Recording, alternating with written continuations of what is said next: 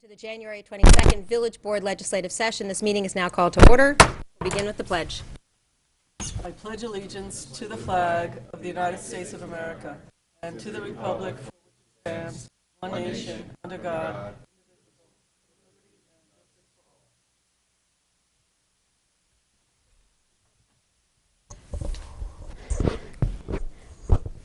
Trustee Fritchie? Present. Trustee Lopez? Present. Trustee Levin? Present. Trustee Quesada? Present. Mayor Garrity? Present. Mayors and trustees announcements? Yes, I believe we have some. Who would like to start? Go ahead, Mr. Fritchie. I'll start the ball rolling. This past week, I attended one of my new assignments as a liaison to the Mid-Hudson Ambulance District Q4 meeting. So basically, Mr. Franzoso, or Captain Franzoso, just gave us a brief summary of the calls, excuse me, from last year. And they actually, our ambulance corps responded to 3,008 calls, 593 in the town of Ossining, 2,175 in the village, and then the town of Newcastle, 99, and then mutual aid calls, where what that means is they would back up other departments if they couldn't get an ambulance out. They had 141.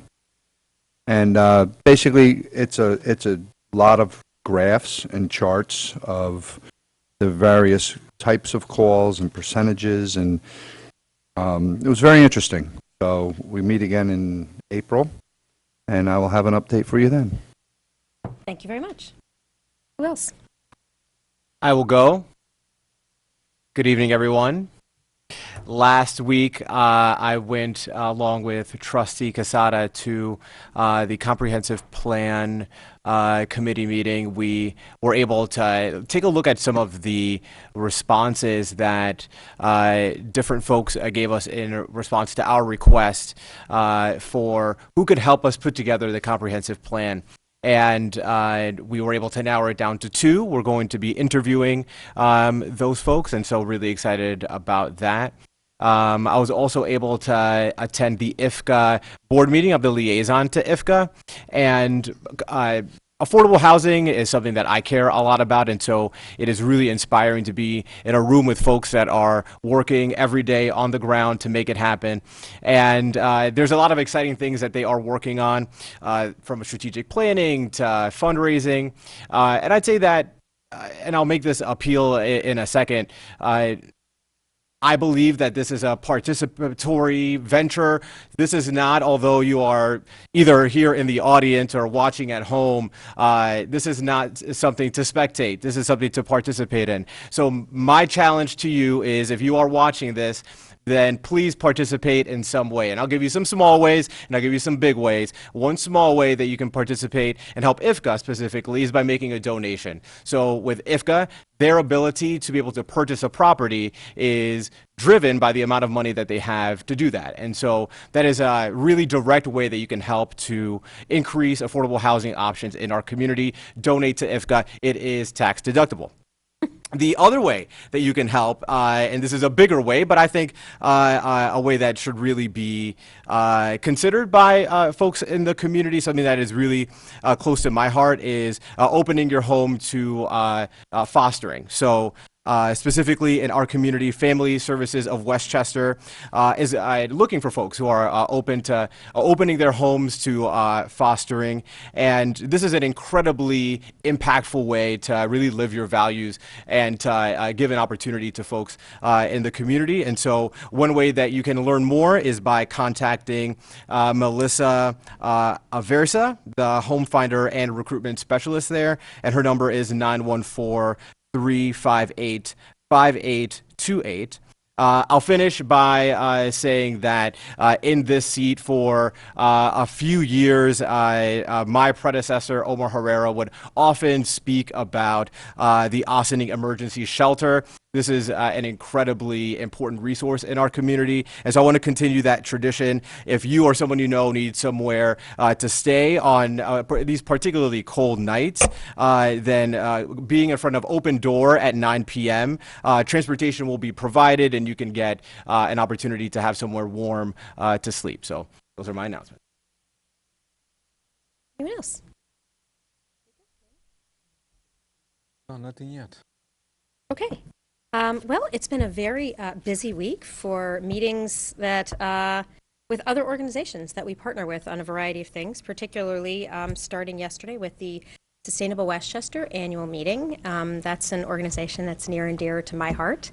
It grew out of the NWEAC, which is the Northern Westchester Energy Action Consortium, which I was on the board of, which meant that I got to be part of the steering committee that established Sustainable Westchester, and now this was my last meeting as a mayor attending the annual meetings, my last annual meeting. So it was great to see how tremendously far they have come.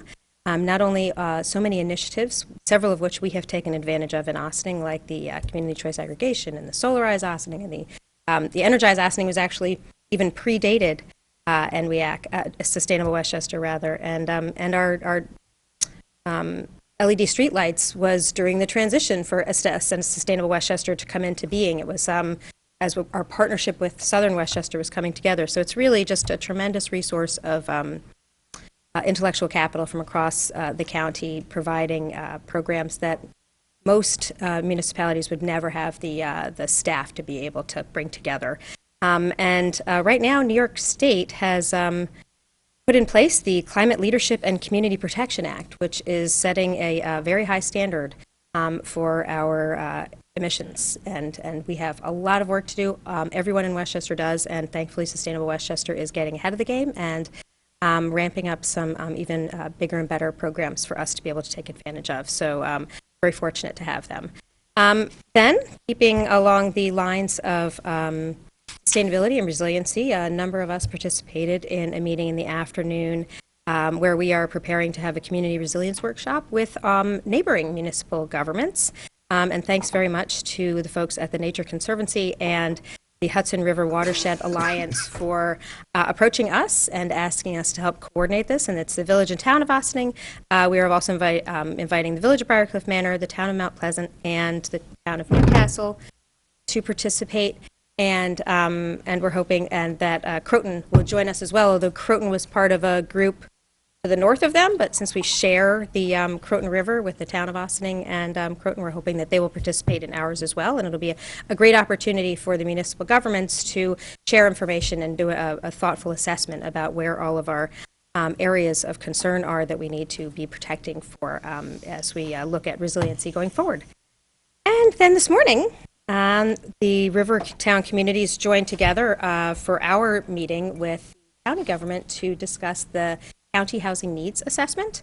And they were meeting, I guess they broke the county up into 4 different chunks of communities. So this morning it was a number of us from the Hudson River communities reviewing it with Commissioner Drummond and County Executive Latimer and several of the Board of Legislative members. It's a really dense document with a ton of information, and I've only just started looking through it myself. If you have not had an opportunity to, we should make sure it's circulated among all of us. And a lot of the data was provided by Pattern for Progress, which is an organization we've worked with a number of times, including most recently the Comprehensive Plan Steering Committee. They helped of applicants. So it's been a busy and exciting week, and it's a good reminder of all of the tremendous resources that we have in agencies at other levels of the government and in the nonprofit world, and we are certainly the beneficiary for those great relationships. Any other comments before we move on to the agenda? All right, Madam Clerk. Administrative reports, Village Manager Karen Dottori. Thank you, Madam Clerk.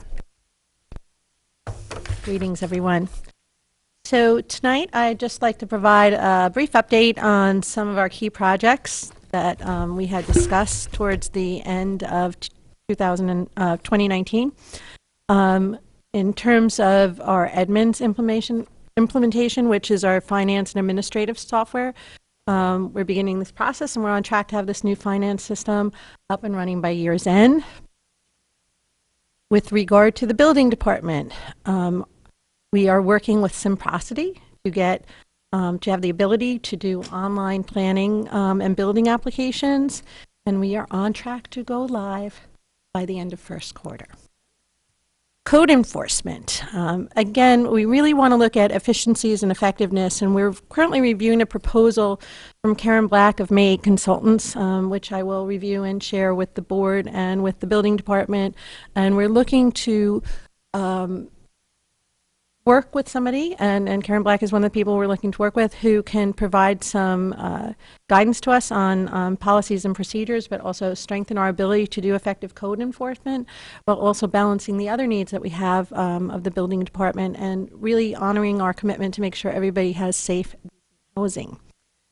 With regard to planning, Trustee Lopez had spoke about the comprehensive plan update, and the steering committee is working to identify a consultant, which we will be doing quite soon, to work with us on the comprehensive plan. We are also very involved with Sing Sing Prison Museum, and we'll be meeting with Sing Sing Prison Museum Director Brent Glass on February 2nd to discuss roles, responsibilities, grants, and construction management plan for the visitor center. So that's a staff meeting with him to make sure that we're in alignment and that we have a clear working plan together to facilitate the opening of the visitor center, hopefully by the end of this year. We have a lot of grants management work, and we've completed grant agreements for the 5 grants we were awarded in 2019, and those include the 200 Main Street remediation grant, Parking Feasibility and Planning Study grant, the Green Infrastructure grant for the green roof at the water treatment plant, the Water Infrastructure Improvement grant for the construction of the water treatment plant, and the Greenway grant we got for comprehensive planning. So there's a lot of paperwork involved with these grants. The grant agreements require a lot of input, but all of that's going quite smoothly, and we are excited about being the recipients of 5 grants last year.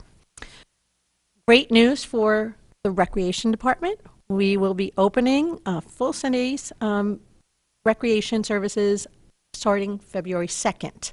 So we will be, baseball will be, youth baseball will be in the recreation center from 9 to 12 on Sundays in the near future, and then there'll be open gym in the afternoon. So we'll be getting out information about that, so everybody will know that Sunday is yet another day you can enjoy the recreation center. We are also working on Youth Bureau implementation. So we are working on an application to the county, and we're waiting for some information from them, which we expect to get shortly. Once we get county approval, we will establish staff positions with civil service, and we will engage the community in establishing the youth board, bylaws, et cetera. And we are looking to have all these pieces in place for mid-year 2020. We have also done several grants, and these are grants pending, for trees and planting at Nelson Sitting Park. And this would be to provide more shade, get a native plant garden growing, and we'd be working in partnership with Park School to provide children's programming around that as well. We have 2 grants pending for that. We're working on the Op Centers renovations, and we're reviewing architect proposals now, so we should have more information. I know that Paul and Andy spoke about that last week. We should have more information on that, so that project is moving forward. Also, new water treatment plant construction management and grants management. In addition to the things we're doing for the grants, we're also working on the interim powder activated carbon system to address water quality and issues of taste and odor. And we have a resolution on that to go ahead and purchase the engineering contract, to go ahead with the engineering contract. Andy will be speaking, our superintendent of water, Andy Teese, will be speaking about that tonight. But I also want to mention that on Friday, we spent the morning, last Friday, the 17th, with the New York City Department of Environmental Protection, their water division at their Croton Reservoir office. And we got a very thorough briefing from them on their water management and monitoring processes, the issues that they were having that were due to algae on taste and odor. And we had a very good discussions about ways that we can work together to ensure that our mutual water supply is safe and good tasting. We will be scheduling a follow-up meeting for them to visit our Indian Brook water treatment plant. They're very interested in the powder activated carbon system that we'll be installing. And we look forward to working with New York City closely on these issues as issues that we have not seen before emerge. There's an opportunity for us to learn from each other, and New York City complimented us on being proactive in this area. So we're hoping to do work that could result in stronger partnership between the organizations and of course, safer, better tasting water for us. I want to thank Andy Teese, Paul Fraioli, and Steve Ho for setting up this meeting and for forging a deeper relationship and partnership with New York City. Thank you for that very thorough report. Question? Yeah, thank you, Karen. This is very interesting. So I have a couple quick questions on some of the topics you mentioned today. So Edmonds, I'm really happy. Glad that that is moving forward. I'm happy for Tom and Dell. Assuming the contract was signed and town on board as well. Do they everything up to board? Okay. When was the contract signed? We just signed everything right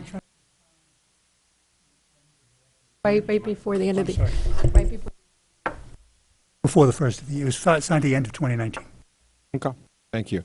Regards to Building Department and code enforcement, that's something that I have talked to you and actually in budget meetings last year, where I would like to see the enforcement being done on a Saturday. When is that coming up? That's something that we're working on. I would like to have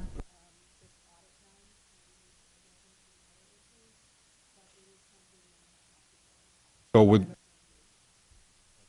Oh, I'm sorry. That is something that, you know, we want to bring some more resources. We also want to work on some of making sure that our enforcement strategies are as effective as possible. But we will be considering expanding to Saturdays. I don't have a firm date on that, though. so But we'll within get the back to first you. quarter, we'll have pretty much someone working on Saturdays.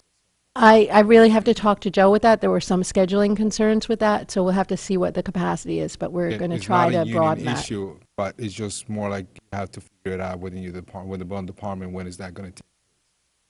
So we are working on that, so I'll try to resolve that in the first quarter.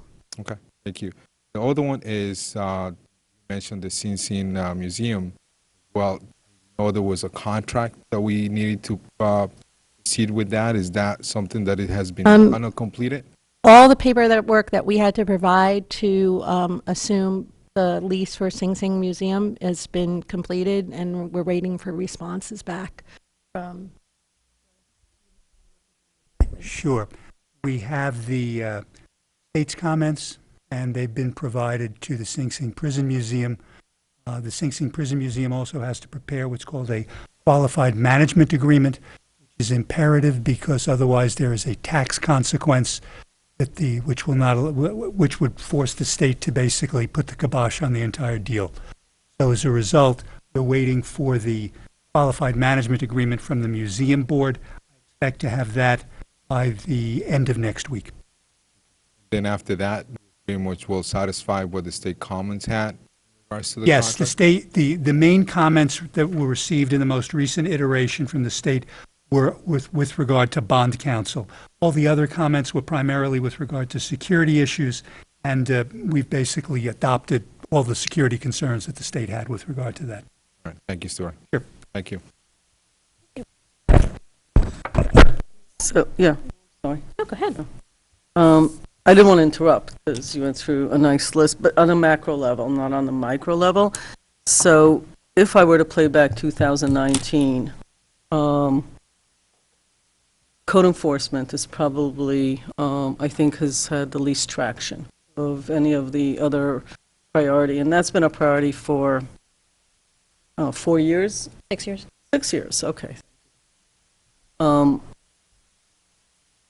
So bringing on more people, re-strategizing, my concern on a macro level is not about code enforcement per se in this meeting. It's that we went out and got a lot of grants, fabulous. We have a lot of new things, fabulous. New projects, fabulous. I feel like it's sort of like popcorn, and I've used that analogy before. Things pop here and we run over here and things pop here. I see less of that now under your management, which is making me exceedingly happy. I know I don't look happy because it's late in the day. I'm smiling on the inside for the public to know. Seriously, 10 times better than it's been just in the 7 months you've been here. But code enforcement is still a problem. And a lot of work being done on new stuff, new staff being hired, all of this, all good. But it's like, this is the stuff we've been talking about for 4 years. And I feel like a lot of energy being spent on the new. And this stuff is not getting the same lift. I want to go and get the foundational stuff done. And then all the new stuff and the fun stuff and the sexy stuff. So better than we've ever had it, but I just wish that we really focus on code enforcement in a serious way. So we meet on code enforcement almost every other day. So it's not that we haven't seen progress. We've actually seen tremendous progress in terms of the number of proactive inspections. The issue of code enforcement and getting people to comply with code enforcement involves it's an issue with the system that we have in terms of how we deal with a different branch of government, another separate branch of government, and we're looking at ways to make that more effective. Right now, and it's not just a problem, I've learned a lot about this since I've been here, it's not just a problem in Ossining, it's a problem in almost every community where you have either abandoned housing or people who own housing, absentees, landlords. It's a lot easier for some landlords to pay fines, and the court system, it can be a long system. That's our justice system, and there's good reasons for that. We're working on ways to make things more effective and have more impact, and that's a bit more of a process. This is not one of our easiest issues, so showing success on it is a slower pace, but it's not to say that there hasn't been meaningful success. And really, the very diligent work of Joe Augustinelli, having been very familiar with code enforcement in the building department in my former life, there have been dramatic changes.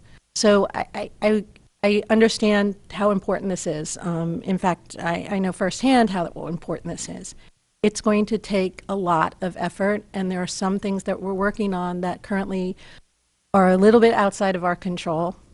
And I do think that we will get to a point where we can be more effective. I think that also some of the things we're looking at in terms of zoning updates and other things too that we can do to have impact.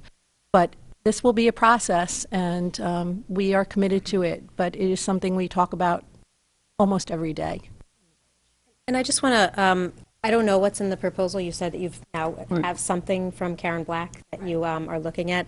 And she is somebody that I saw at a panel discussion just a few weeks after Karen first saw her at another panel discussion, and she was one of the people that wrote the book on these vacant and delinquent properties, and has worked with a variety of communities to help us.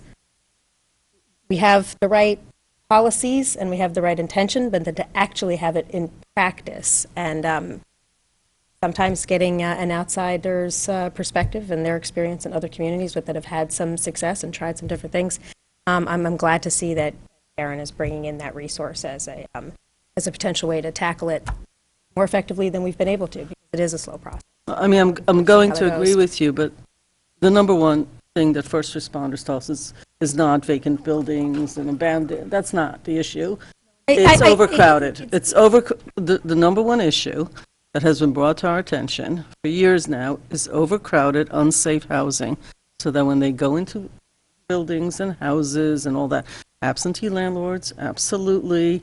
We've changed legislation based on recommendations on how to deal. And like I'd like to keep it top of mind, not because it's the latest du jour process, but I just think it's sort of like my responsibility to keep it top of mind, because it's been going on a long time, and governments are made up of three distinct pieces. All governments is nothing new since I've been in 8th grade, which was a hell of a long time ago. So I think you've done an amazing job. Don't take this the wrong way. I don't want it to fall behind the newest and most wonderful projects. I want it to be this year, maybe be the year that we do more, and that when we report on it, we can actually tell the public what we've done.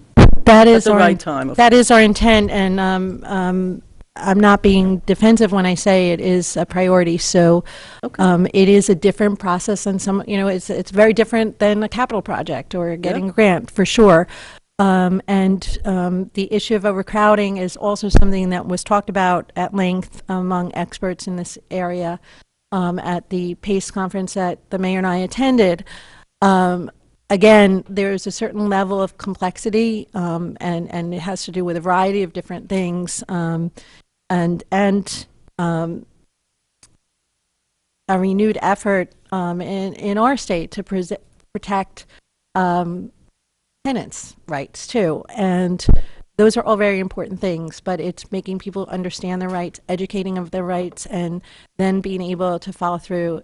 There's a lot of ways that bad landlords can circumvent the system here. And it's something that affects most Westchester communities. And again, vacant buildings aren't so much the issue downstate as overcrowding is.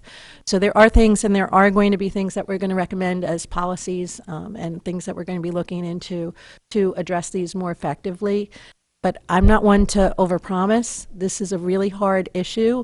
We're in it for the long haul, but it doesn't fall by the way. I just want to reassure everybody that this does not fall by the wayside. It's something that we're constantly looking to improve on. But it is probably one of the hardest, if not one of the, if not the hardest issues that we have to deal with. Secondly, so that was one. The second one is the trees at veterans. Is that just for veterans? The bushes, trees, greenery?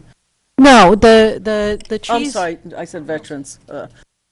Nelson, excuse me. So right now, the two grants that we wrote are specifically for Nelson Sitting Park because of both grants required a certain level of partnership and programming, and that park facilitated that very well with Park School. So there were reasons that we selected that. It's also a park that's had some trees die off and needs some replenishing. But as we're doing this, there is also a bigger plan within the Recreation Department. It's in the capital budget to more trees and repopulate trees too. We're just looking for some grant opportunity to enhance that effort. And in this case, we're looking at a native plant garden too.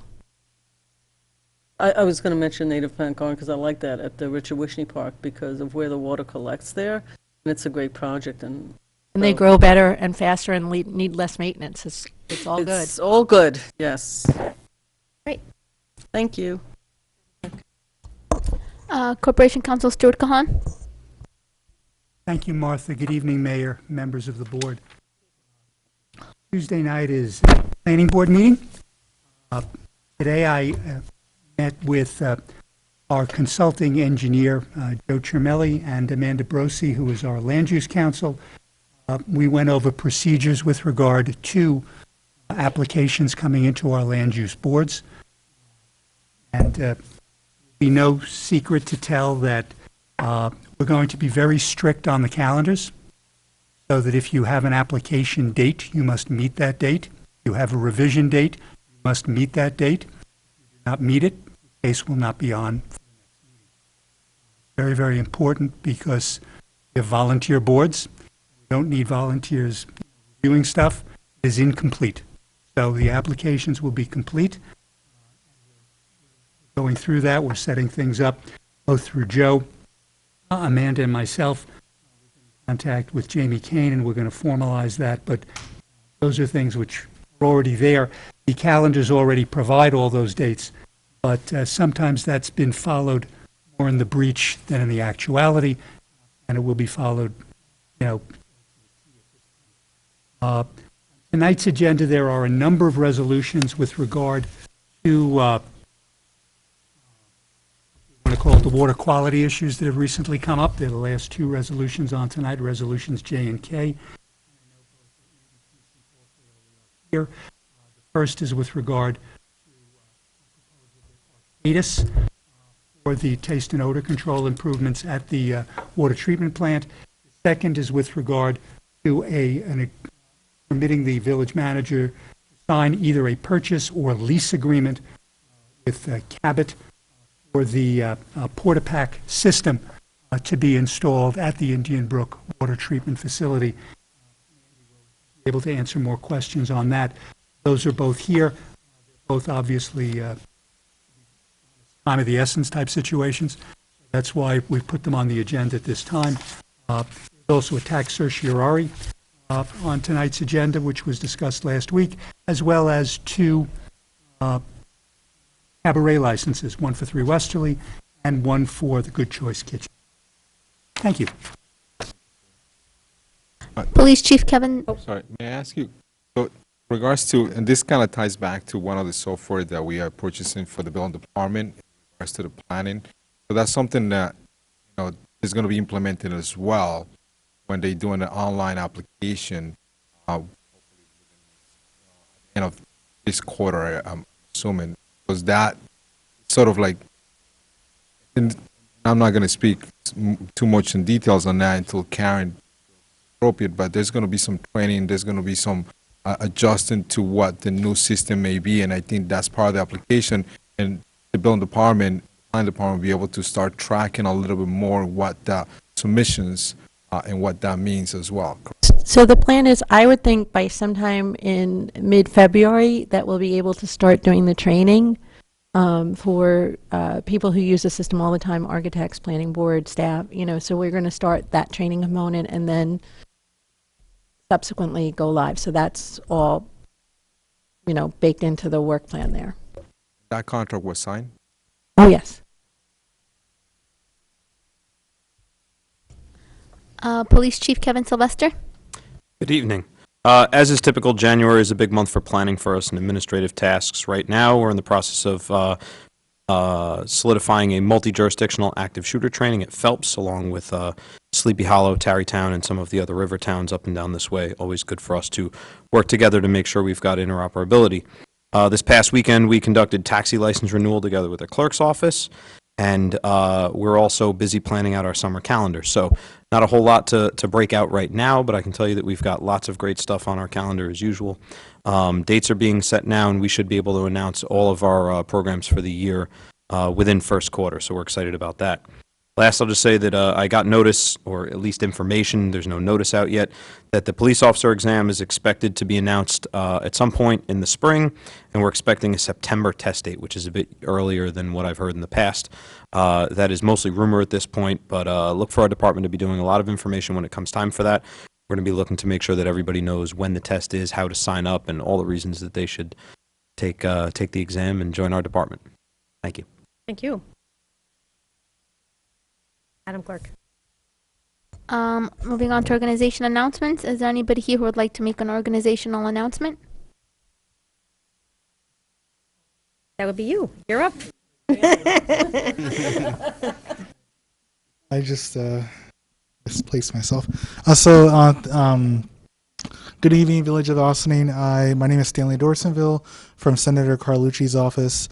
Just a quick announcements in terms of events that we in the New York State Senate will be having some events coming up. So, for example, tomorrow evening, January 23rd, at the Austining Public Library, we will be having the Student Advisory Council.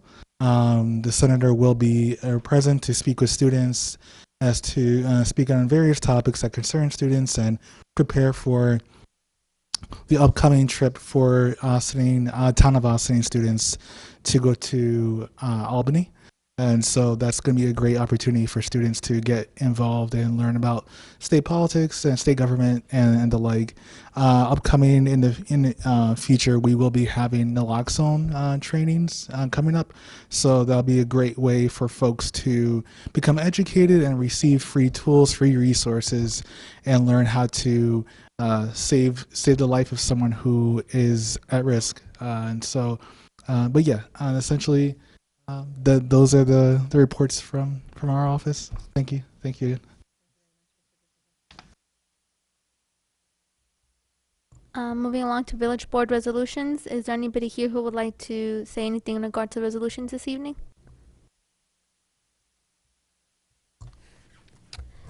So, approval of minutes, January 8th, 2020. Resolved that the Board of Trustees of the Village of Austining hereby approves the minutes of the January 8th, 2020 regular meeting as presented. Do I have a motion? So moved. Comments on the board? Madam Clerk? All in favor? Aye. All opposed? Abstain? Approval of voucher detail, January 22nd, 2020. Resolved that the Board of Trustees of the Village of Austining hereby approves the voucher detail report dated January 22nd, 2020 in the amount of $705,357.01. Do I have a motion? Second. Comments on the board?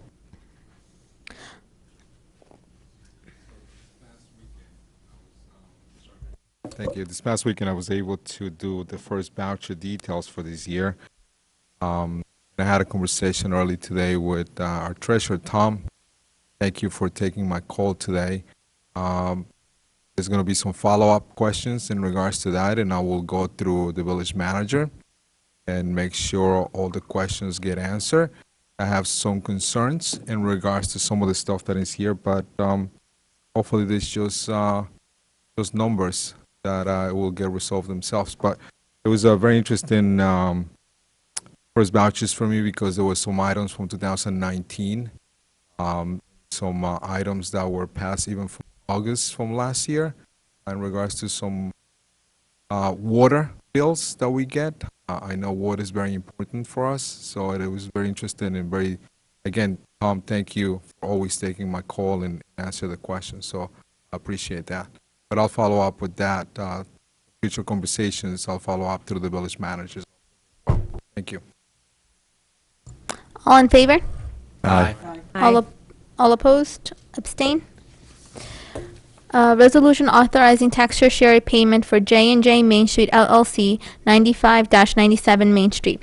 Whereas certain tax tertiary proceedings were instituted against the Board of Assessors and/or the Assessor of the Town of Austining and the Board of Assessment Review by J&J Main Street LLC against petitioner's property situated at 95-97 Main Street in the Village of Austining and designated as Section 89.19, Block 6, Lot 15.1 for the 2013, 2014, 2015, and 2016 assessment years, which proceedings were commenced in the Supreme Court of the State of New York, Westchester County under index numbers 66818/2013, 67529/2014, 67767/2015, and 65380/2016, and whereas the Village of Austining ceased being a tax assessing unit in 1989 and now adopts the Town of Austining assessment roll for the Village of Austining as prepared by the Assessor of the Town of Austining for all subsequent years. And whereas on December 20th, 2019, a consent judgment was entered in favor of the petitioner J&J Main Street LLC against the Town of Austining, correcting, fixing, and reducing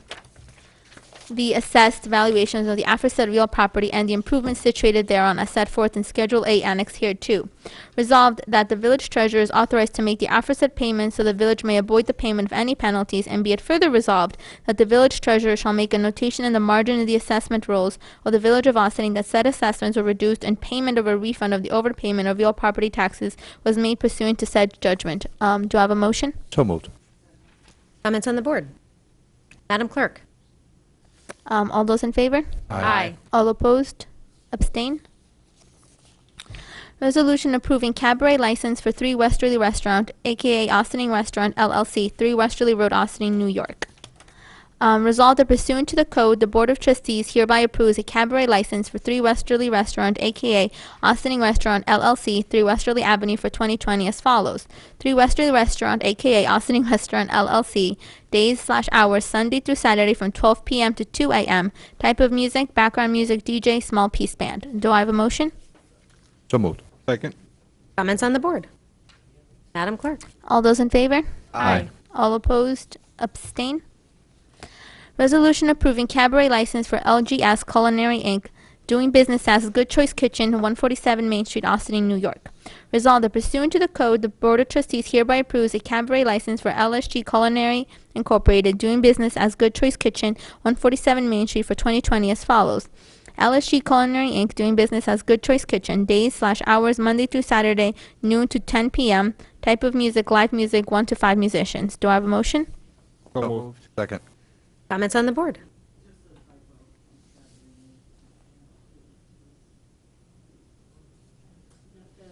Space.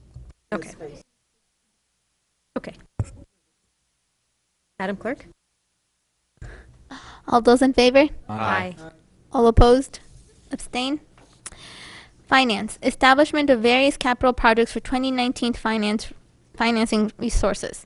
Whereas village management wishes to establish a capital projects for various capital purposes and purchases which were part of the village's 2020 capital plan and designated to be financed by accumulated and available surplus fund balance as of December 31st, 2019. Now therefore be it resolved that the adopted budgets of the general, water, and sewer funds are modified in 2019 to appropriate unexpended appropriations and/or accumulated and available fund balance for 2020 capital plan items aggregating $1,012,886, and that capital projects and capital project budgets be established as follows. Do I have a motion? So moved. Second. Comments on the board?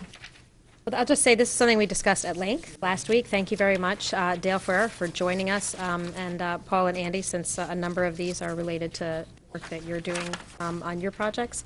And, every year when we go through our budget cycle, we talk about exactly what's the smartest way to pay for things, and our finance office and our manager give us some great advice on how to consider things that might be paid with unexpended funds from the previous year and what we might want to bond for going forward. And the next few items on the agenda are all related to that decision-making, and so that we can have it all clearly and publicly accounted for. Thank you. Thank you very much for walking us through it. It's always a learning process for us, and we really appreciate you helping us to understand why we're making the wise decisions that we are. So,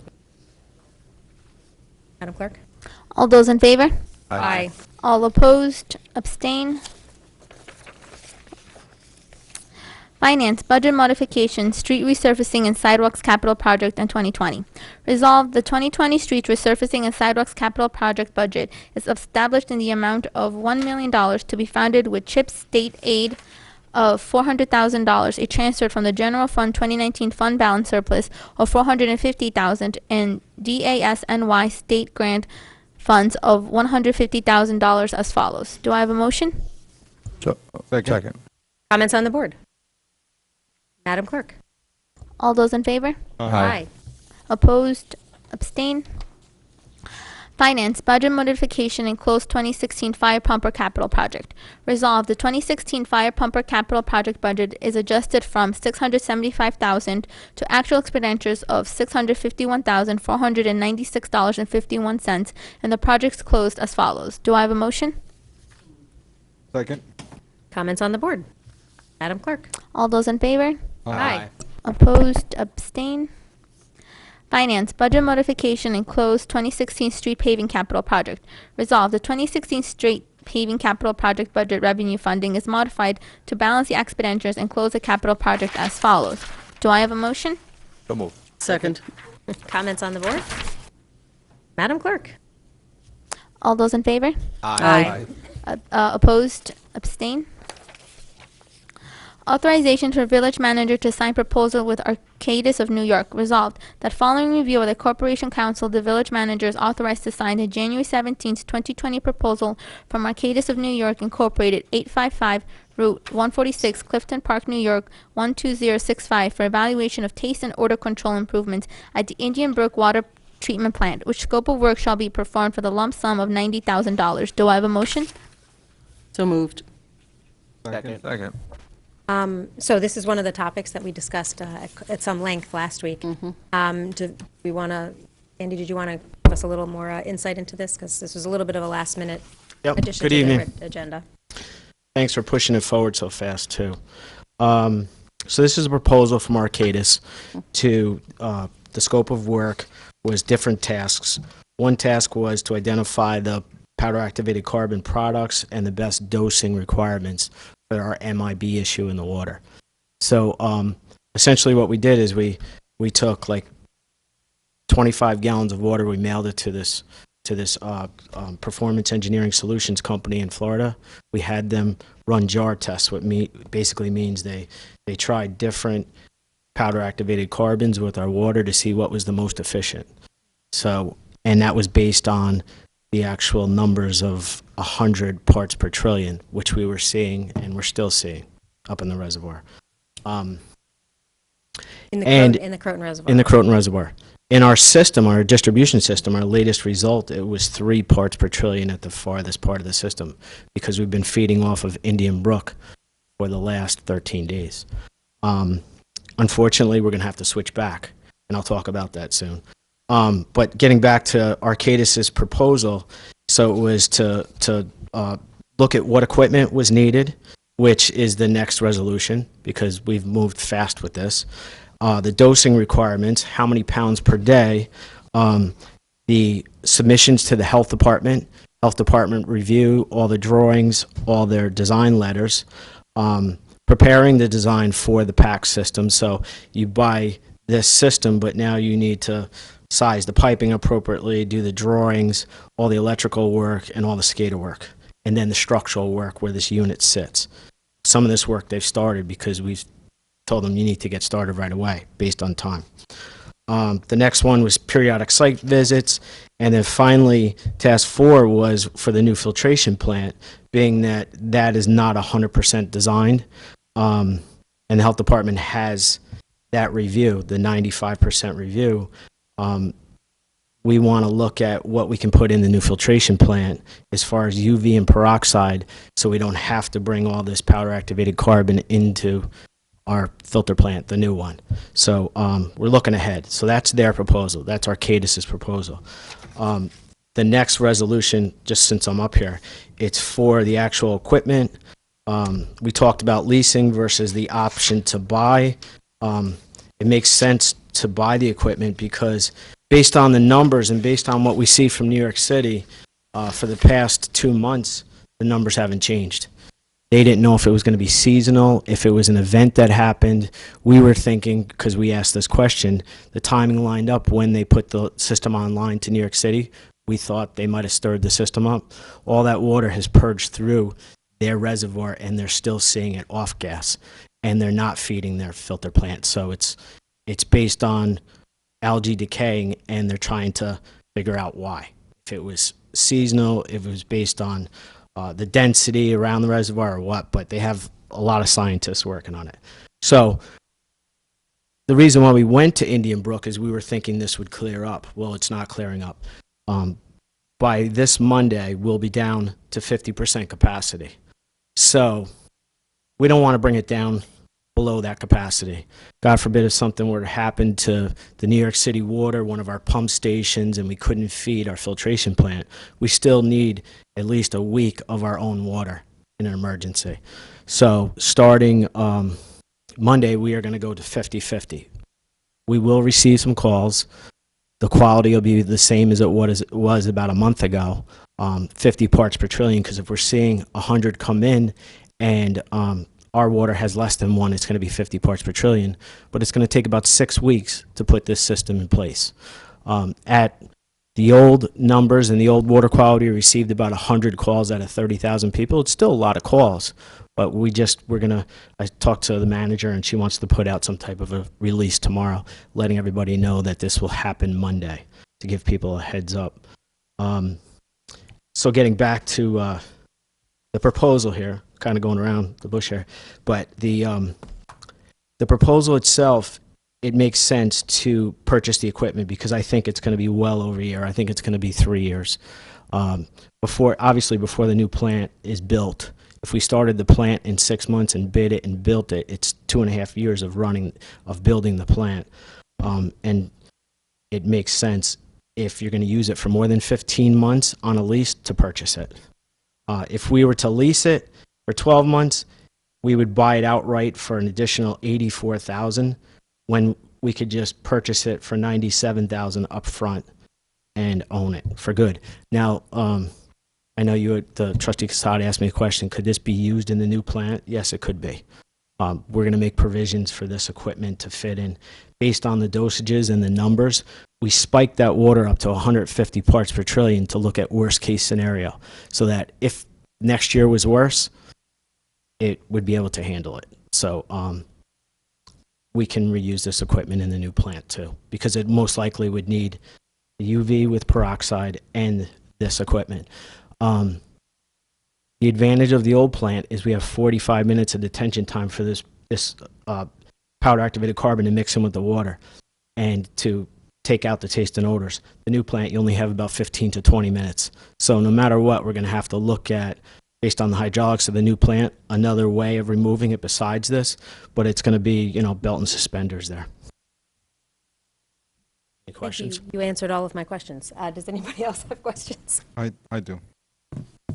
Thanks, Andy, Yeah. for bringing up this in front of us. As you may recall, something that I went over that last week in regards on the work session was what is New York City doing for us? And it seems like the meeting, pretty good meeting, very nice photo of the group. But I still didn't have a clear answer what they're doing for us. Not only that, but my concern is, obviously, is our water concern in regards to what we do for the village and the town of Austining. So we have a $90,000 also for the design.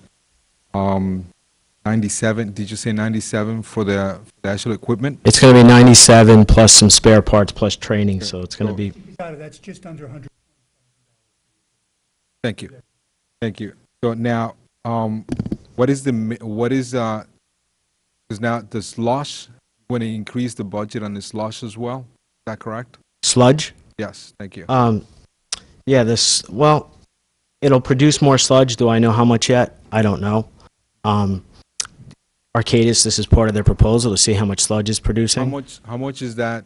You have, maybe Tom can help me with this number. How much is that a month or 3 months? What is the average? I think the budget right is now? 200,000 off the top of my head a year.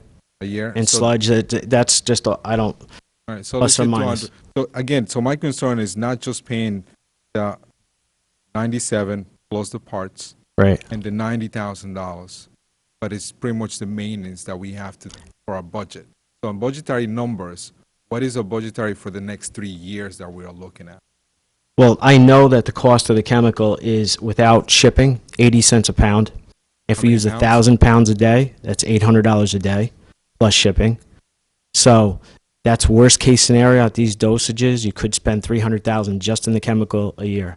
That's why Paul and I did speak to Bill Richardson, who's in charge of New York City's water division, and we expressed this concern to him. We talked to him yesterday, and he said he'd like to see a letter from the village manager or the board together requesting what reimbursement we're interested in. He said he can't make the ultimate decision, but his suggestion was to look at the chemical cost, get all the costs together, not just the cost of the 97 or 120,000, the cost of the install, the cost of our labor, the cost of the actual chemicals, and then we send all that information to him. And it's, Andy? Oh. go ahead. I just want to follow up on that. So one of the things is that in order to get this together, we need to get more information on the hard costs so we can give a complete picture. But we are having the New York City come see our water treatment plant. So one of the things we discussed is they were very interested in what we were doing. This is not something that they're doing currently. They have a lot of options in terms of diverting water sources if they have this problem. I do believe that having them come here, I know some of you expressed interest in being there at that tour, and then really talking about this specifically and following up with a very concrete description of what the expenses are, and if we're working in partnership and using this essentially as a test case. This can be a case study for New York City. How can we work together and alleviate the cost? They seemed receptive to that idea. So I think that having as much information as possible and having them actually come look at the site, which we are planning to do, is probably the best way to approach that and be successful. I think this is essential for us to do. The problem that I'm having is, we just passed the budget at the beginning of the year. We weren't expecting to increase our budget by over $300,000 a year. That's what it seems to be so far. So that's the worst case scenario, right? So I'm saying if this is like a 4-month situation, we're not going to feed it if we don't need it. But one thing I did want to bring up is that because we've been on Indian Brook Water, we've realized those savings. By Monday, we have saved $98,000 just in New York City purchased water. So that helps with the equipment, doesn't help the whole thing. We did lose half of our reservoir, and hopefully it'll refill. But was this planned? No. New York City doesn't. They didn't see it. They built a $3 billion filtration plant, not million, $3 billion, the biggest capital project, and they can't use it with this water. So they are very interested in our pilot program. Again, back to, I'm glad that we're doing this. We haven't voted on it, but my concern is the budget at the end of the day. How much are we going to be increasing for the next 3 years? Yep. So it's not just this resolution, it's what happens after. I want to make sure the board is aware of it. Thank you, Andy. No problem. Just one thing I wanted to add. So New York City's purchase line is about $2 million a year. I spoke to Tom, and he said, why don't we book it to that line so we can keep really good track of it, because it does have to do with the raw water source. So we'll have really good concrete numbers for this baseline for New York City. It won't be in a bunch of lines. It'll all be based out of that line. So feel pretty confident about that. Great. Thanks. Thank you. Further questions? Looks like Bob Fritchie has a Just, question. you made the, excuse me, being disconnected from New York City, we're relying on Indian Brook. And you said we've saved $98,000. And that's in how many weeks? 2 weeks? It'll be 18 days of runtime by Monday. So, and we have you're at 50%. We'll be at 50%. Your bottom line number at Indian Brook is to stop at what percentage? Well, it's based on the intake levels. So right now we're at the intake of the elevation of the spillway is 188.5. The reservoir level right now is 183.5. It's 5 feet below. Right. The next level down of where we're actually the first top level that we're not taking the water, we're taking it from the middle level. That's at 175. 172 is the limit. Now, by us making this change Monday, it allows us not to get down to that dangerous level. It allows us to be able to blend for weeks while we're installing this system. If we waited until we couldn't draw water, we would immediately send out water that was 100 parts per trillion, which I think would cause a lot of calls. Right. So it's going to be based on the rain this weekend, and if we can expand it and we see the reservoir go up, that's fine. But obviously, it's shaped like this, so it goes down really fast. Right. Right. That was all I had. Further questions and comments? Looks like I have a question. Lopez. So first, thank you. I want to echo the thanks. It's a wonderful thing when there's an issue and we're able to have a solution for that issue, and that makes a lot of sense. My question is around health. So I think one of the things that I was surprised to learn was that we have this issue that if you add activated carbon, it neutralizes it because it absorbs all of those particles. But essentially what we're doing is dumping all these chemicals into the water. It neutralizes the smell and taste issues when they got all this stuff in the water.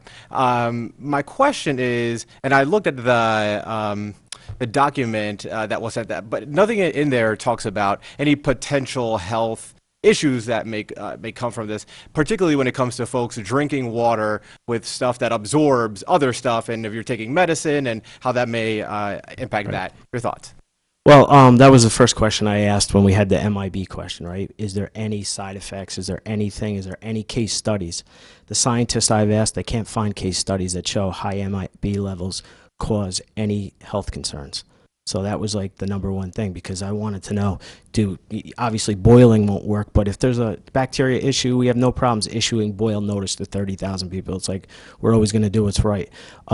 With MIB levels, there's nothing other than aesthetically, it's unpleasing. The carbon that we're adding will be through the adsorption process. So each particle, like one gram of this material has a surface area of a football field.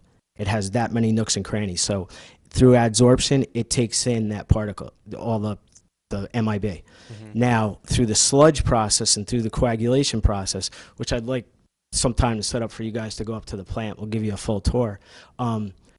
We add what's known as a chemical. It's a coagulant, and that will be mixed in with this powder activated carbon, and it'll make the particles settle in the tanks that we want it to settle, and then we remove that sludge and it gets trucked out. So that those particles don't go in the system. It's got a heavier specific gravity than water. It's going to settle. That makes sense. Where does the sludge go?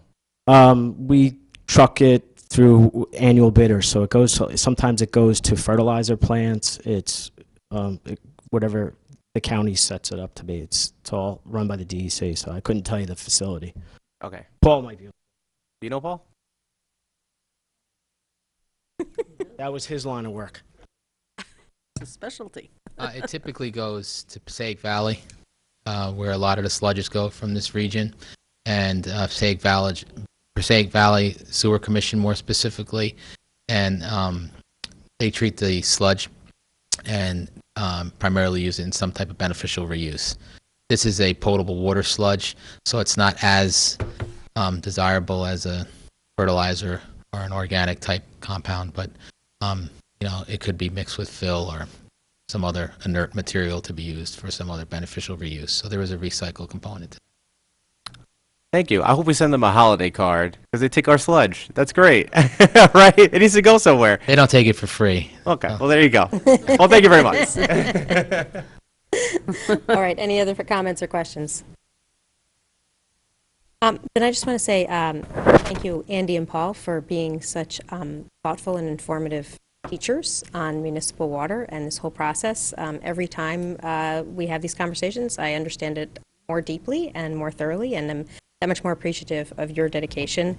And thank you, Karen and your office, for your thoughtful communication on this with the community. It's certainly something that we've heard a lot of questions about, and it's something very personal. It's everybody's water. We're so dependent on it. It comes right into our homes, and so to the efforts to try and provide thoughtful, regular communication. I appreciate you proactively letting people know that we're going to see that people who are sensitive to this may notice a change in the coming week.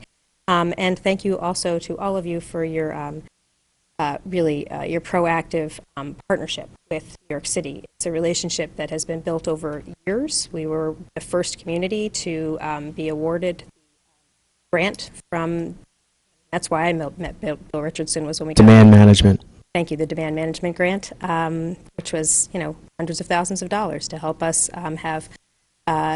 deal with having our water system be more efficient in our community. Folks can still get a free toilet, right?